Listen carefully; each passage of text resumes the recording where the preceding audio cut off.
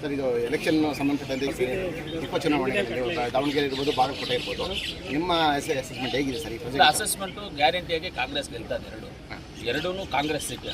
ಮೊದಲು ಇದ್ದಿದ್ದು ಕಾಂಗ್ರೆಸ್ ಸೀಟೆ, ಈಗಲೂ ಕಾಂಗ್ರೆಸ್ ಗೆಲ್ತಾರೆ, ಡೌಟ್ ಏನಿಲ್ಲ. ಬಟ್ ಅದೇನೋ ಅಂದರೆ ಸ್ವಲ್ಪ ಎಲೆಕ್ಷನ್ ಗೊಂದಲ ಎಂಟಿ ಗೊಂಡಾದ್ಮೇಲೆ ಇಬ್ಬರು ಬೆಳಗ್ಗೆ ಹೊಡಿತಾರೆ, ಎಂಟಿನ ಸಾಯಂಕಾಲ ಹೊಡಿತಾರೆ, ಆಮೇಲೆ ರಾತ್ರಿ ಒಂದಾಗ್ಬಿಡ್ತಾರೆ. ಹಂಗೆ ಇದೆಲ್ಲ ನಾವು ಜಗಳ ಮಾಡ್ತಾ ಇರ್ತೀವಿ, ತಿರ್ಗಿ ಸಾಯಂಕಾಲ ಒಂದಾಗ್ಬಿಡ್ತೀವಿ. ಅದು ಕಾಮನ್, ಅದೇನು ಆಗಲ್ಲ. ಅದು 100% ಗೆಲ್ತೀವಿ. ಇನ್ನೊಂದು ಅದೇ ಸರ್, ನಿಮ್ಮ ಇದು ಜಿಲ್ಲೆಯಲ್ಲಿ ಈಗ CM ಬರ್ತಾರೆ ಅಂತ ಒಂದು ಮಾತಿತ್ತು, ಬಟ್ ಏನು ಬರ್ತಾರೆ ಅಂತ ಯಾವುದಕ್ಕೆ ಬರ್ತಾರೆ? ಈ ಅಸೆಂಬ್ಲಿ ಅದೇ 1ನೇ ತಾರೀಕು ಇತ್ತು.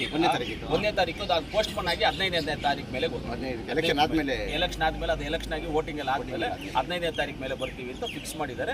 ಇನ್ನು ಡೇಟ್ ಫಿಕ್ಸ್ ಆಗಿಲ್ಲ, 15ನೇ ತಾರೀಕು ಮೇಲೆ ಕನ್ಫರ್ಮ್ ಆಗಿ ಬರ್ತಾರೆ CM. ಮತ್ತೇನಾದ್ರು ನಮ್ಮ ಕೋಲಾರದಲ್ಲಿ ತಾಲೂಕಲ್ಲಿ ಕ್ಷೇತ್ರದಲ್ಲಿ ಡೆವಲಪ್ಮೆಂಟ್ಗಳು ವರ್ಕ್ಗಳು ಅಲ್ಲ, ಅದು ನಾವು ಇಲ್ಲಿ ಟೋಟಲ್ ಆಗಿ ಎಲ್ಲ ಡೆವಲಪ್ಮೆಂಟ್ಸ್ ಒಂದೇ ಕಾರ್ಯಕ್ರಮ ಮಾಡಬೇಕು. ಜಿಲ್ಲೆ ಹೆಡ್ ಕ್ವಾರ್ಟರ್ ಇದ್ದು ಮಾಡಿದ್ದೀವಿ.